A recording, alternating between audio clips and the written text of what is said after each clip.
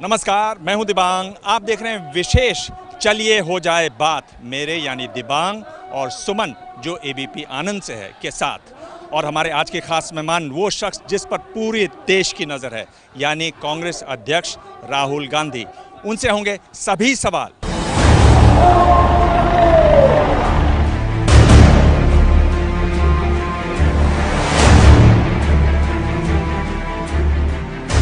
समय मेरे साथ हैं कांग्रेस अध्यक्ष राहुल गांधी। राहुल जी, आपका स्वागत है। आपने समय दिया उसका धन्यवाद। पुरुलिया में हम हैं, बहुत गर्मी पड़ रही है। छाया में बैठे जी, छाया में बैठे हैं। ये बताइए कि 5 दौर एक तरीके से हो चुके हैं, 5 चरण हो चुके हैं। अब प्रधानमंत्री नरेंद्र मोदी कह रहे हैं कि अगले 2 चरण हम राजीव गांधी के मान सम्मान पर क्यों न चुनाव लड़ लें, एक चुनौती दे रहे हैं। आप क्या इस चुनौती के लिए तैयार हैं? चुनौती का जवाब दे दिया। मैंने कहा नरेंद्र मोदी मेरे और जो भी नफरत फेंकेंगे मैं वापस प्यार फेंकूंगा। मेरा रिस्पांस प्यार है, उनका रिस्पांस नफरत है। जो उनके दिल में है वो देंगे, जो मेरे दिल में है मैं दूंगा। नरेंद्र मोदी घबराए हुए हैं, डरे हुए हैं, मैं समझता हूँ। चुनाव हारने जा रहे हैं, उनका डर मैं समझता हूँ और डर से वो नफरत पैदा हो रही है। तो वो नफरत तो उनकी है, मेरी नहीं है। राहुल जी, क्या कभी कभार आपको लगता है कि इस चुनाव में 19 के चुनाव में कभी जवाहरलाल नेहरू आपके साथ लड़ रहे हैं, कभी राजीव गांधी आपके साथ लड़ रहे हैं, क्योंकि बहुत सारे मुद्दे पर उन्हें लाया जाता है, घसीटा जा रहा है। जवाहरलाल नेहरू का कश्मीर पॉलिसी अभी क्रिटिसिज्म हो रहा है, बोफोर्स फिर से एक बार उभर कर सामने आ रहा है। तो क्या आपको लगता है कि ये सारे पुराने जो कारनामे हैं ये सामने आ रहे हैं? देखिए, मेरी लड़ाई फ्रैंकली बोलूं तो गरीबी के खिलाफ, किसानों की जो हालत है, जो उनके दिल में दर्द है, अनएम्प्लॉयमेंट जो हमारे युवा हैं, उसके लिए मैं लड़ाई लड़ रहा हूँ। मेरी लड़ाई नरेंद्र मोदी जी की विचारधारा से है। नरेंद्र मोदी जी की विचारधारा तो है वो डर की विचारधारा है, नफरत की विचारधारा है, और उससे हिंदुस्तान का नुकसान होगा। अब नरेंद्र मोदी जिस प्रकार से लड़ना चाहते हैं वो लड़ें, मैं जिस प्रकार से लड़ना चाहता हूं मैं लड़ूंगा। कांग्रेस का अतीत, कांग्रेस का इतिहास है। कांग्रेस नॉन वायलेंट पार्टी है। कांग्रेस भाईचारे की बात करती है। हमारा रिस्पांस वही होता है। आप हमें मारिए, आप हमें पीटिए। अंग्रेज़ भी मारते थे, आप मारिए पीटिए, जितना मारना है हम आपसे सीखेंगे। जितना नरेंद्र मोदी जी मुझ पे आक्रमण करते हैं, जितनी वो पर्सनल बात करते हैं, उतनी मुझे स्ट्रेंथ मिलती है। मैं सीखता हूँ।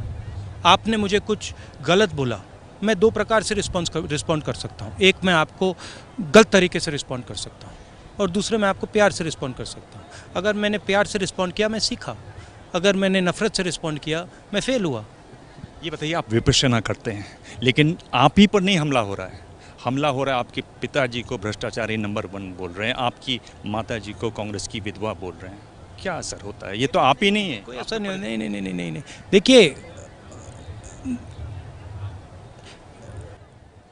मैं जो बोल रहा हूँ वो मैं नहीं बोल रहा हूँ, मैं जनता की आवाज़ सुन रहा हूँ, और जो जनता बोल रही है उसको मैं रिपीट कर रहा हूँ।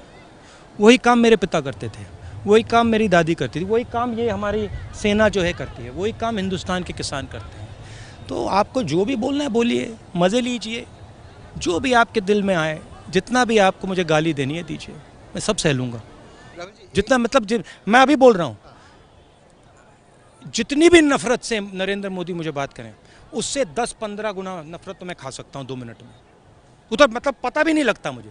आप फिर भी जप्पी की बात करते हैं। मैं प्यार देता हूँ, मैं प्यार से काम करता हूँ, क्योंकि ये जो देश है इसका इतिहास प्यार है। इसके इतिहास, ये देश नफरत से नहीं चल सकता, कभी नहीं चल सकता। राहुल जी, एक शब्द मैं इस्तेमाल कर सकता हूँ, गांधीगिरी। तो आप केरल में देखिए, 19 में क्या 2019 के चुनाव में गांधीगिरी चल सकता है? आप केरल में वामपंथियों के खिलाफ एक लफ्ज़ तक नहीं कहा है, लेकिन प्रकाश, देखिए, गांधी जी के आइडियाज़ जो थे वो भी उन्होंने हिंदुस्तान की हिस्ट्री से, हिंदुस्तान के इतिहास से लिए हैं। ये जिस चीज़ की मैं बात कर रहा हूँ, ये गांधी जी से शुरू नहीं हुई, ये गांधी जी से बहुत पहले हिंदुस्तान में है। गांधी जी ने उसको उस समय की आवाज़ दी थी, और गांधी जी ने ज़बरदस्त काम किया था। हिंदुस्तान की जो ऊर्जा है, जो एनर्जी है, उसको उन्होंने सुपर पावर के खिलाफ खड़ा करके सुपर पावर को हराया था, तो बहुत बड़ा काम किया। मगर गांधी जी ने भी जो सोच निकाली थी वो हिंदुस्तान की जनता में से निकाली थी, हिंदुस्तान की हिस्ट्री में से निकाली थी, हिंदुस्तान के इतिहास में से निकाली थी। तो ये मतलब ये नरेंद्र मोदी जी इस देश को नहीं समझे हैं। सच्चाई, दुख की बात यह है, इस देश ने नरेंद्र मोदी जी को सबसे ज़रूरी चीज़ दी, सबसे मतलब इम्पोर्टेंट चीज़ दी, भरोसा। नरेंद्र मोदी जी ने वायदा किया था 2 करोड़ युवाओं को रोज़गार दूंगा, 15 लाख रुपए बैंक अकाउंट पर डालूंगा। देश ने भरोसा किया था, किसानों ने भरोसा किया था कि ये आदमी हमारे लिए कुछ करेगा। भरोसा टूटा है और नरेंद्र मोदी उस बात को भी नहीं समझ पा रहे हैं। नरेंद्र मोदी समझ नहीं पा रहे हैं कि देश का भरोसा उनमें टूट गया है। नरेंद्र मोदी जो था वो नहीं रहा, ख़त्म हो गया है वो। मगर नरेंद्र मोदी जी को अभी थोड़ा टाइम लैग है, थोड़ा बात समझ नहीं आ रही है और इसलिए उससे उनको गुस्सा आ रहा है, डर लग रहा है, नफरत आ रही है, वो मेरे ऊपर उतार रहे हैं। आप मान रहे हैं कुछ थे उनमें? नहीं, हिंदुस्तान ने अपॉर्चुनिटी दी, हिंदुस्तान ने अपॉर्चुनिटी दी, कहा नरेंद्र मोदी जी आप हमारे लिए काम कीजिए, 2 करोड़ युवाओं को रोजगार दीजिए, बहुत बड़ी जिम्मेदारी दी, प्यार दिया। और नरेंद्र मोदी जी ने एक प्रकार से उस भावना का रिस्पेक्ट नहीं किया। पर राहुल जी, अगर आप ये देखें, आप नारा लगवाते हैं, आपके पिताजी के बारे में भी यही कहा जाता था, यही शब्द इस्तेमाल होता था, कोर्ट ने उनको बाइज्जत बरी किया। अब अगर आप ऐसे मेरे पिता की जो हिस्ट्री है वो पूरा देश जानता है। मेरे पिता शहीद हुए, मेरी दादी शहीद हुई, उसके बारे में मैं बोलता नहीं हूँ, वो ठीक है, वो उनकी जगह है, उन्होंने जो करना था करा। मगर जो नरेंद्र मोदी के दिल में जो नफ़रत है, मेरे से नहीं है। नरेंद्र मोदी जी मुझसे नफ़रत नहीं करते हैं, नरेंद्र मोदी जी कांग्रेस से नफ़रत नहीं करते हैं, जवाहरलाल नेहरू, राजीव गांधी से नफ़रत नहीं करते। नरेंद्र मोदी जी नरेंद्र मोदी से नफ़रत करते हैं। और मेरा काम कांग्रेस के लीडर होते उनके दिल में से वो नफ़रत निकालने का। मैं आपको बता रहा हूँ, मैं नरेंद्र मोदी जी के दिल में प्यार डालूंगा, बच नहीं सकते मेरे प्यार से नरेंद्र मोदी जी। पर जब आप कहते हैं चौकीदार चोर है, मैं कहता हूँ चौकीदार, देखिए चौकीदार कहते हैं, पर जब ये नारा लगता है, मैं चौकीदार बोलता हूँ। अब एक फैक्ट है कि चोरी हुई है। राफेल मामले में 30,000 करोड़ रुपए एयरफोर्स से चोरी करके अनिल अंबानी के बैंक अकाउंट में डाला गया है। फ्रांस के राष्ट्रपति ने कहा है कि हिंदुस्तान के प्रधानमंत्री ने मुझे कहा कि अनिल अंबानी को कॉन्ट्रैक्ट मिलना चाहिए, HAL कंपनी को नहीं जाना चाहिए, हिंदुस्तान में जहाज नहीं बनना चाहिए, 1600 करोड़ रुपए का खरीदा जाना चाहिए। चोरी हुई है। एयरफोर्स के अफसरों ने लिखा है कि प्रधानमंत्री पैरेलल नेगोशिएशन कर रहे थे। डिफेंस मिनिस्टर पारिकर जी ने कहा कि भैया मैं दूसरी डील के बारे में जानता ही नहीं हूँ, ये नरेंद्र मोदी जी जानते हैं। तो चोरी हुई है। अब आप अगर जनता को चोरी के लिए दूसरा शब्द दे सकें, थोड़ा प्यारा शब्द दे सकें, तो मुझे दे दीजिए, मैं उसका प्रयोग कर दूंगा। मैं कहूँगा चौकीदार, जनता कहेगी। लेकिन राहुल जी, ये तो सुप्रीम कोर्ट में तो ये साबित नहीं हुआ है। कोर्ट में क्या साबित? ये घोटाला है, चल रही है, इंक्वायरी कराइए, साबित हो जाएगा। आप इंक्वायरी क्यों नहीं करा रहे हैं? अरे छोड़िए इंक्वायरी की बात छोड़िए, आप मेरे सामने खड़े आ जाइए, ओपन डिबेट, जहाँ भी आप चाहें। मैंने 10, 15, 20 बार चैलेंज दिया, जहाँ भी आप चाहें मैं आ जाऊँगा, रेसकोर्स रोड आ जाऊँगा, आप बुलाएंगे तो मैं आपके ऑफिस में आ जाऊँगा। आ जाइए, खुली डिबेट करते हैं। मैं राफेल का मामला उठाता हूँ, मैं आपसे 4-5 सवाल पूछूंगा, उन सवालों के जवाब आप देश के सामने दे दीजिए। नहीं, वो कह रहे हैं कि मैं वो इसके लिए तैयार नहीं है। देखिए, मैं ऐसे देख रहा हूँ ना कैमरा में, नरेंद्र मोदी ऐसे नहीं देख पाएंगे, नहीं कर पाएंगे ऐसे। नरेंद्र मोदी ऐसे करेंगे। पर राहुल जी, मैं एक बात बोल रहा हूँ कि आप किसी न किसी तरीके से उनके ट्रैप में फंस रहे हैं। उनकी कोशिश है कि इस पूरे चुनाव को अमेरिका में जैसे चुनाव होता है, प्रेसिडेंशियल चुनाव, वैसे बनाएं। पर जब आप मोदी को अटैक करते हैं, ये चुनाव खत्म हो गया है, ये अब चुनाव का लास्ट फेज है। चुनाव खत्म हो गया है, नरेंद्र मोदी चुनाव हार गए हैं। कोई ट्रैप नहीं है। आपको लगता है वो हार गए हैं? नरेंद्र मोदी हिंदुस्तान के प्रधानमंत्री नहीं बन रहे, इम्पॉसिबल, खत्म।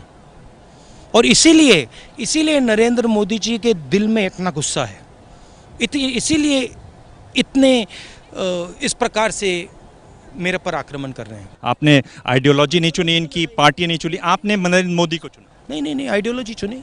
नरेंद्र मोदी हिंदुस्तान के इंस्टीट्यूशंस पर आक्रमण कर रहे हैं, उन इंस्टीट्यूशंस को हमने डिफेंड किया। Supreme court, election commission, planning commission, RBI, उन पर आक्रमण किया। जब नरेंद्र मोदी ने नोटबंदी की तो हिंदुस्तान के इंस्टीट्यूशन पर आक्रमण किया, आरबीआई पे आक्रमण किया। आरबीआई के जो लर्नेड लोग थे उनको डिसरिस्पेक्ट किया, उनको अलग किया। हम जब लड़े, जब हम नोटबंदी के खिलाफ लड़े, जब हम गब्बर सिंह टैक्स के लड़े, हम इस भावना के खिलाफ ही लड़े थे कि आप हिंदुस्तान के इंस्टीट्यूशंस का आदर करोगे, आप हिंदुस्तान के इंस्टीट्यूशन पर आक्रमण नहीं कर सकते हो। जब हम राफेल की बात करते हैं, जब हम चोरी की बात करते हैं, हम डिफेंस फोर्सेस की बात कर रहे हैं। हमने उनसे कहा कि देखिए, आप डिफेंस फोर्सेस का पॉलिटिकल यूज़ नहीं कर सकते हैं। पुलवामा के बाद कांग्रेस पार्टी ने साफ कह दिया था, कांग्रेस पार्टी पूरी की पूरी सपोर्ट हिंदुस्तान की सेना को, हिंदुस्तान के एयरफोर्स को, सरकार को देगी। और मैंने अपनी पूरी पार्टी से कहा कि पॉलिटिसाइज नहीं करा जाएगा। आप हिंदुस्तान की सेना के बलिदान को पॉलिटिसाइज कर रहे हैं, तो ये विचारधारा की लड़ाई है। और ये इसकी पूरे जो एक्शंस हैं ये विचारधारा के हैं। बार बार इलेक्शन कमीशन क्लीन चिट दे रहे हैं नरेंद्र मोदी को और पार्टी को। इसके बारे में तो आपको बोलना पड़ेगा। दो अलग अलग रूल्स चल रहे हैं। एक बीजेपी के लिए रूल चल रहा है, अगर आप कुछ बोलेंगे और वही बात नरेंद्र मोदी जी बोलेंगे, आपको मतलब टोका जाएगा, नरेंद्र मोदी जी को छोड़ा जाएगा। वो तो दिख रहा है, पूरे देश को दिख रहा है। मगर वो प्रेशर है ना, वो प्रेशर है, डर है। आप देखिए, फ्रैंकली चुनाव के जो स्टेजेस हैं, किस प्रकार से कहाँ चुनाव हुए हैं, उस पर भी क्लियरली फायदा तो नरेंद्र मोदी का है।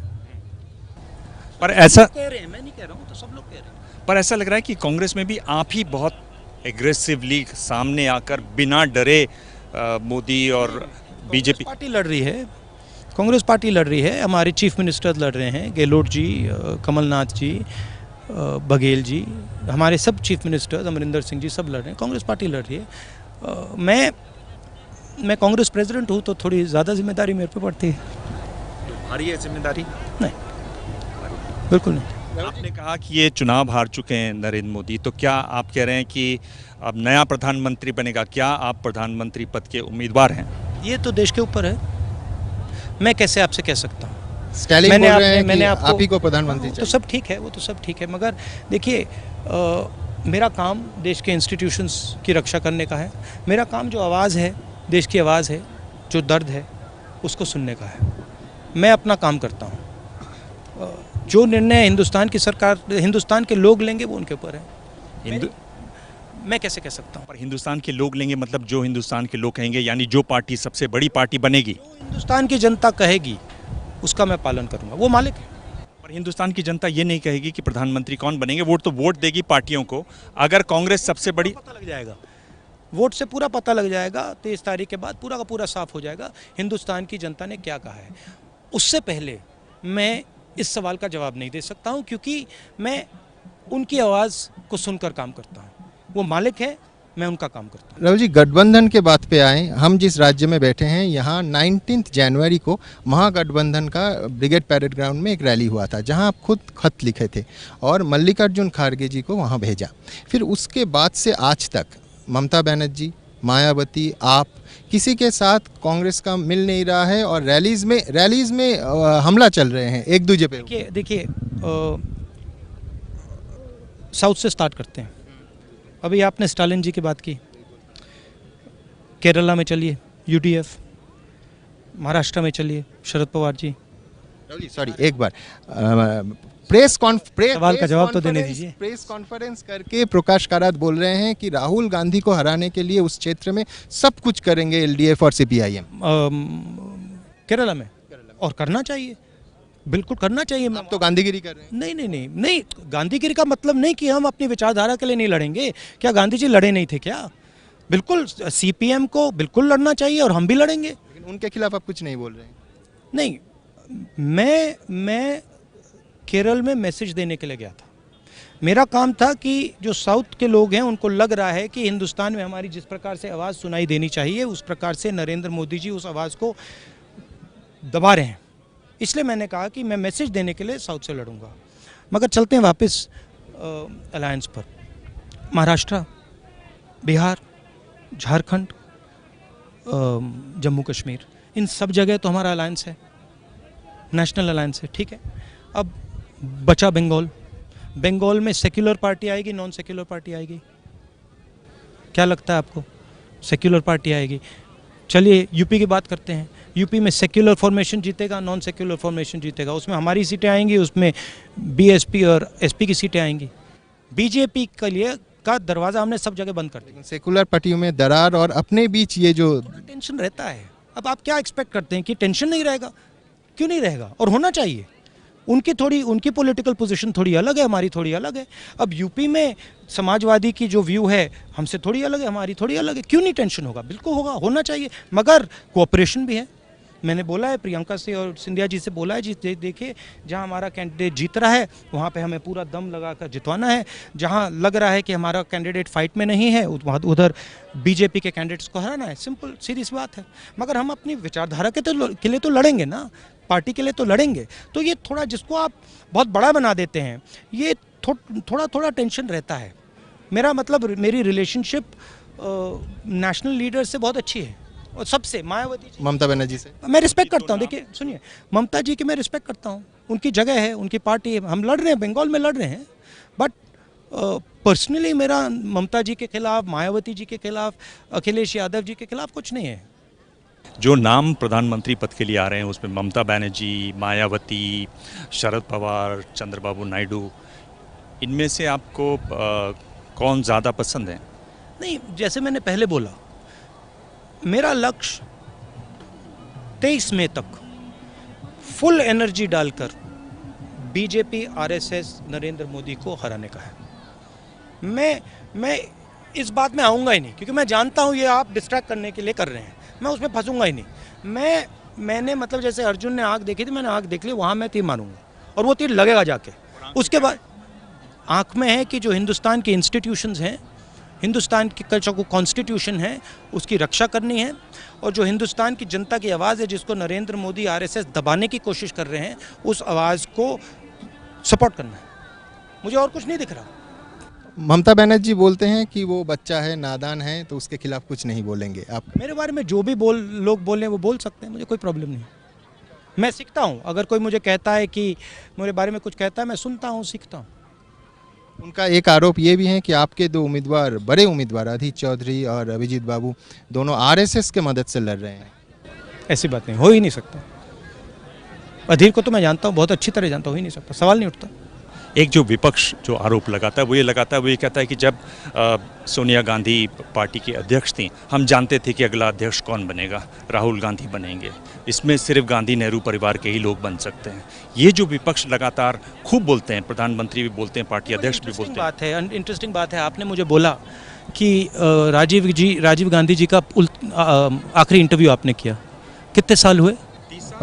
91 एग्जैक्टली, ठीक, 91 जी, बिल्कुल 91।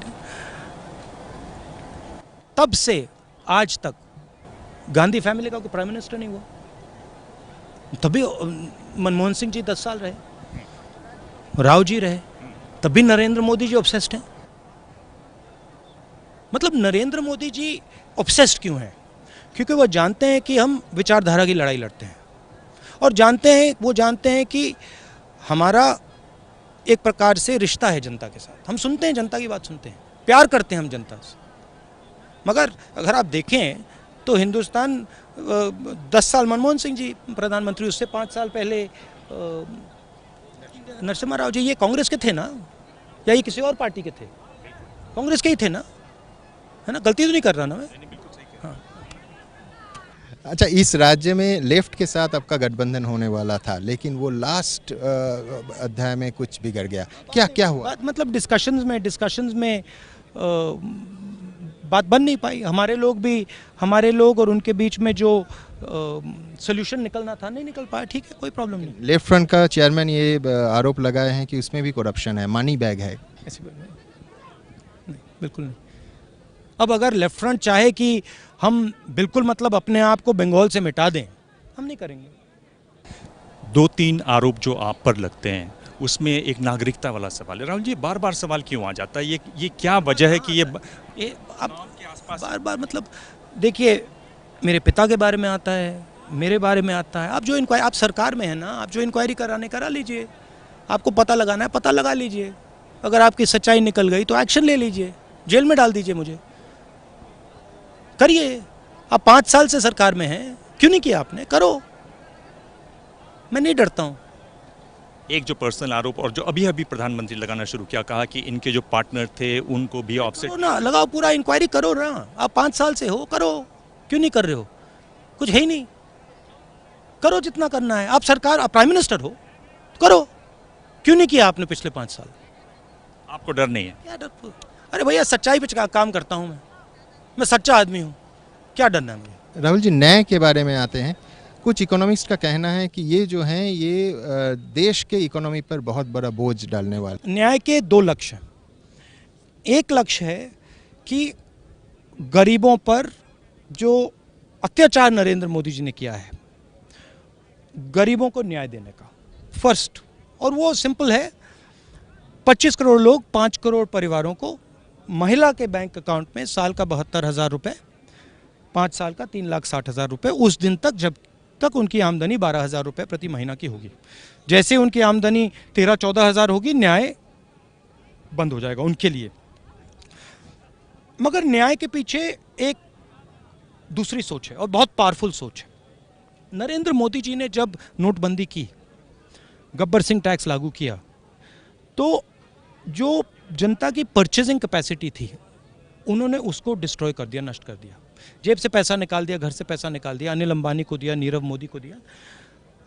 जनता के जेब में पैसा नहीं तो जनता ने माल खरीदना बंद किया, शर्ट, पैंट, जूता बंद किया। डिमांड ड्रॉप हुआ, दुकान बेच नहीं पाई, फैक्ट्री ने नहीं बनाना बंद कर दिया। फैक्ट्री ने बनाना बंद किया, फैक्ट्रियों के मालिक ने कहा भैया आपको हम रोज़गार नहीं दे सकते, युवाओं को भगा दिया, कहा भैया भाई यहाँ पे जगह नहीं है, क्योंकि वहाँ पे तो मतलब कुछ खरीदा नहीं जा रहा है। तो नरेंद्र मोदी जी ने हिंदुस्तान की इकोनॉमी पे आक्रमण किया, डिमांड पे आक्रमण किया। न्याय योजना का लक्ष्य, दूसरा लक्ष्य ये है कि जैसे ही हम पैसा डालेंगे बैंक अकाउंट्स में, 25 करोड़ लोग वो माल खरीदना शुरू करेंगे, शर्ट, पैंट, जूता, डिमांड क्रिएट होगा, परचेजिंग कैपेसिटी बनेगी, दुकानें चालू हो जाएंगी, फैक्ट्रियाँ चालू हो जाएंगी, इकोनॉमी चले। It is a way to jump start economy.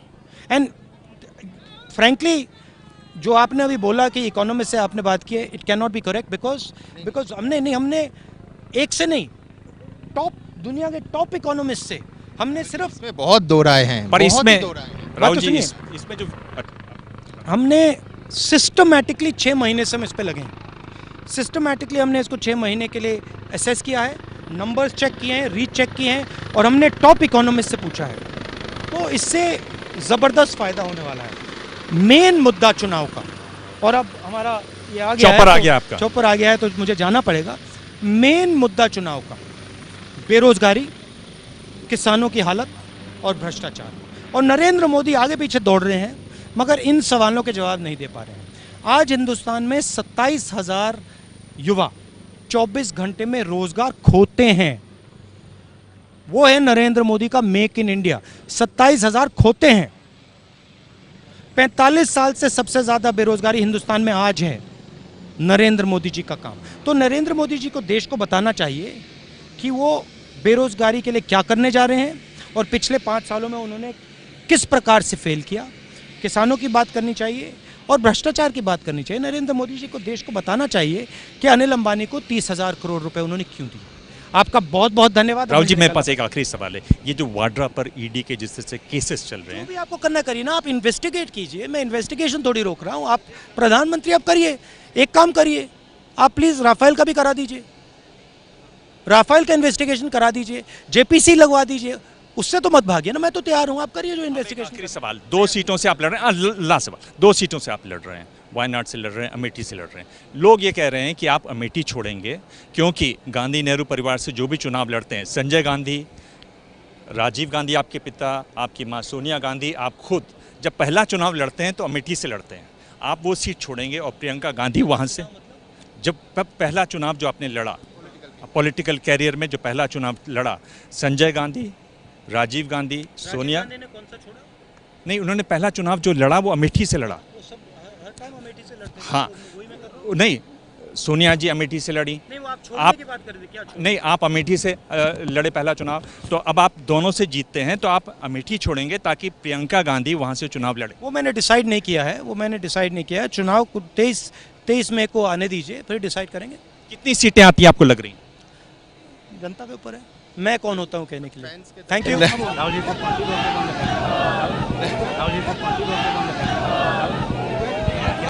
You, thank you, thank you, thank you, thank you, thank you, thank you very much. Thank you so much.